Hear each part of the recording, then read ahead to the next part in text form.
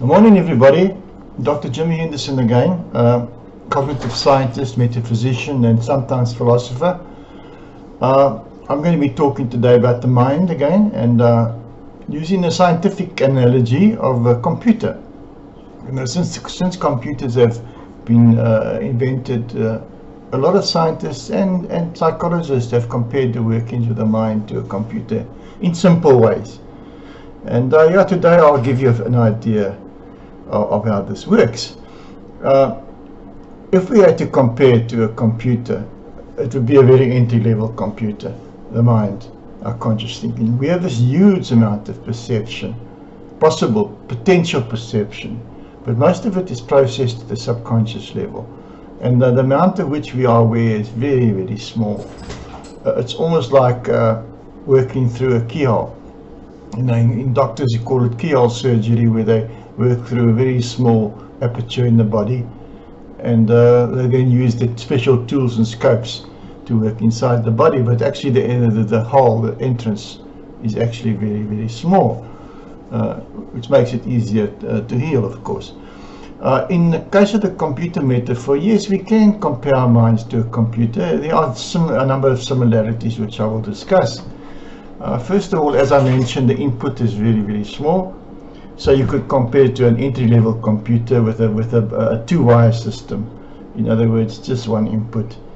And we end up with very little information, actually, that which we actually only need for day-to-day functioning.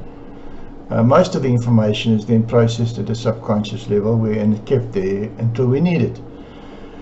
Why is it that our mind works in such a way that we only see such a little bit? Well, there's a concept in psychology called sensory overload.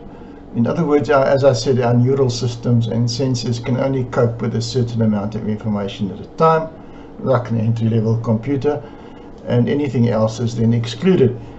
And we can compare this to a puzzle. Why this happens is that we simply can't see the whole puzzle. We're given one piece at a time, and then we have to then assemble the puzzle ourselves. And we don't have a complete view of reality. We're supposed to then share our thoughts and ideas and then put together a more composite view of reality. Okay, let me try and explain a number of other concepts using the computer metaphor. The one is selective thinking. Now, in our mind computer, we'd have a number of programs running, and one of them would be a spam filter. Now, a spam filter in a computer is designed to keep out unnecessary stuff and junk and trash. And as I said, if we're moving through our social life, we're moving through interactions with people and interactions with the world, we simply cannot process everything. Our neural systems simply don't have the capacity, being an entry-level type computer. So we need to block out unnecessary information to allow us to function normally. In other words, our selective thinking and selective perception which we get works very much like a spam filter. Let me give you an example of this. If you walk into a room where there's a party going on, you don't hear every conversation that's going on. You have to focus on a group of people or one person in order to make out what that person is saying. The rest of it is blocked out by the filter, in order that we can cope with one thing at a time. The amazing thing is that if somebody calls our name, we actually do then turn our focus and attention to this person, mainly because the information coming in now, the input, is now becoming personal because our name has been mentioned. Yes. Okay, there is other points. To add to this, we also have a lot of spam in our mind computer, which is all the past experiences, rigid beliefs, negative feelings, stuff which is not helpful to our functioning of our minds or our computer minds. And so we also then have a few viruses, which we could compare to having personal problems, stresses and anxieties, which all serve to slow down the functioning of our computer. All these issues, personal issues, they make it difficult for us to think clearly and objectively. The last thing I want to comment on the computer metaphor Most people are lazy, mind lazy. In other words, thinking deeply is difficult for some. And it's quite demanding to have to unpack and look at every aspect of an idea or something that we see. So we use macros or shortcuts in our thinking.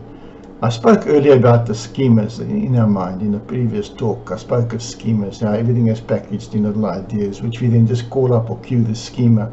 Say the schema for a dog. We see an animal walking there with 4 legs and it's got a tail and it barks.